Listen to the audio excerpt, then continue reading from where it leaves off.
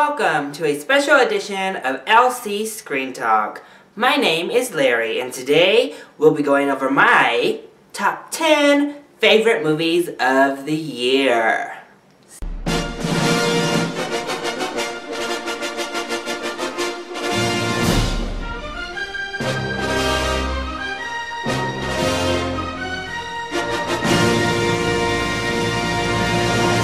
Just a disclaimer, this is my personal top 10 movies I enjoyed the most. Not the top 10 movies I think are the best from a filmmaking standpoint.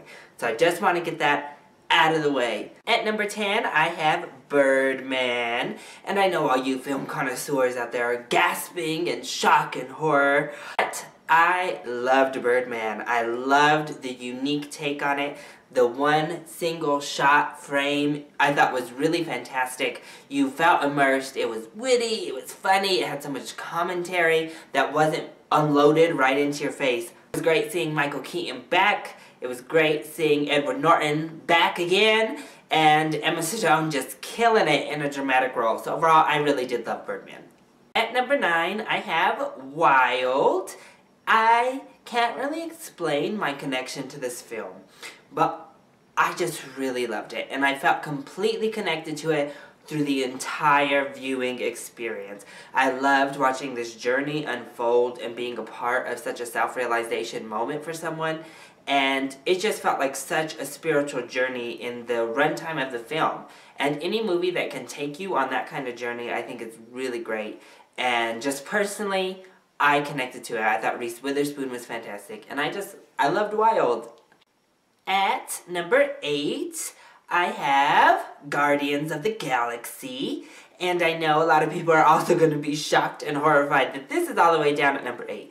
I thought Guardians of the Galaxy was the funnest film experience that I had in the movies. I had a complete blast. It was just an amazement to watch this on the big screen. It was just fun, lighthearted, comic book superhero fare. And I obviously loved it. There is a video on my page coming soon that you should definitely check out.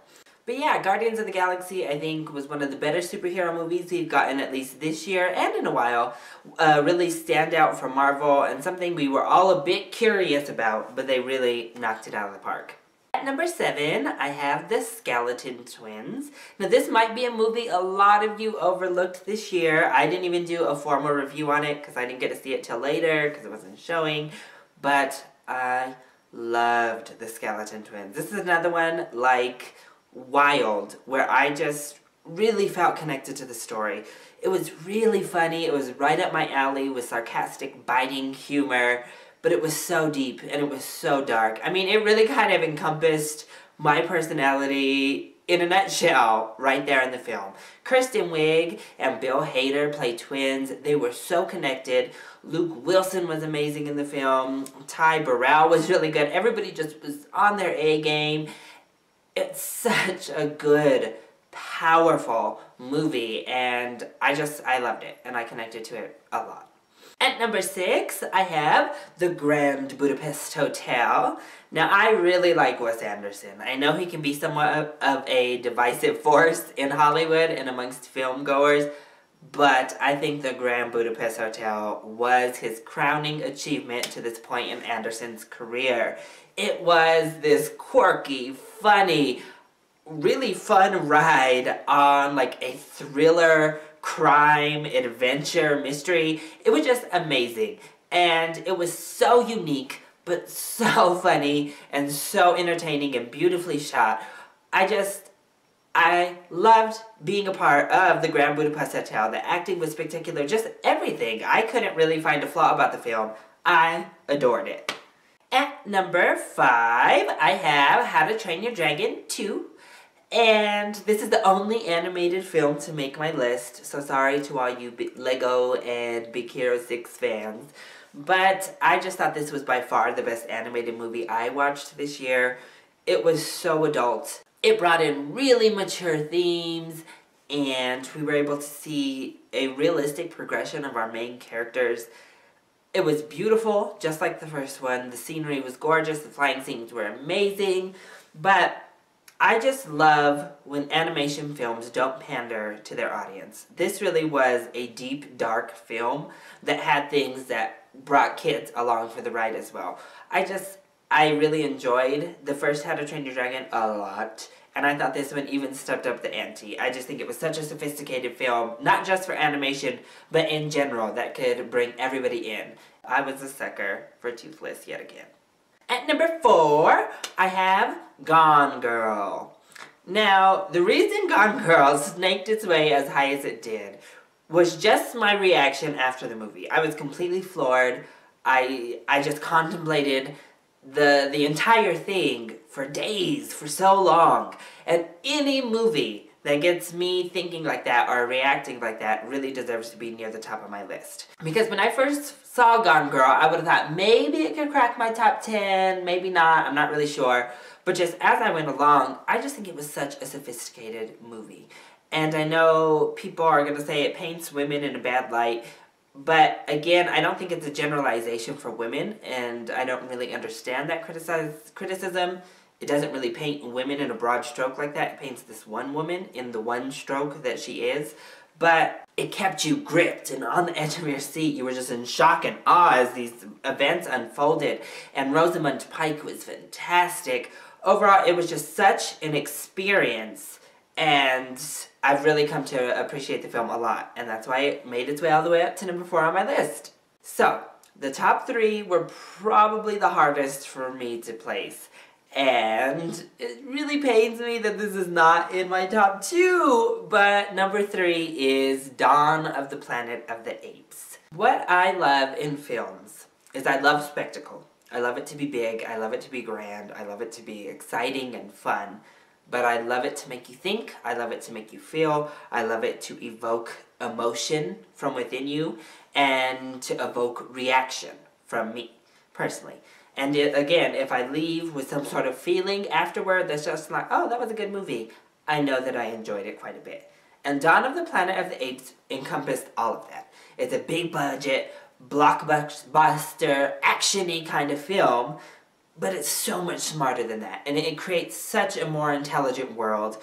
It has something to say about war, and it continues on with the sentiments that the first Rise of the Planet of the Apes started to bring up about, animal treatment, and the whole Planet of the Apes is a big, race relations story. But this one just upped the ante on all of the fronts. The characters looked amazing. You forget that you're watching CGI because they're done so well. And really my only complaint was the female character, but overall I think that's why it didn't worm its way up a little bit higher. It was just fantastic.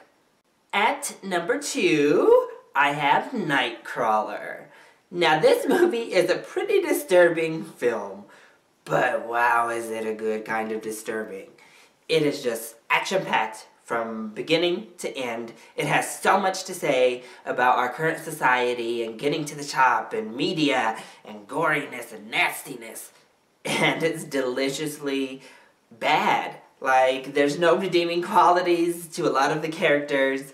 It doesn't leave you on a happy, uplifting note. Not everything falls into place cookie-cutter-like. And that's what I love, when films dare to leave you on not a happily ever after. And even in 2014, we're not at a place where films regularly will go there. And this film went there on every level, didn't apologize, in your face, and I absolutely loved it. Jake Gyllenhaal turned in probably the favorite performance from him that I have ever seen.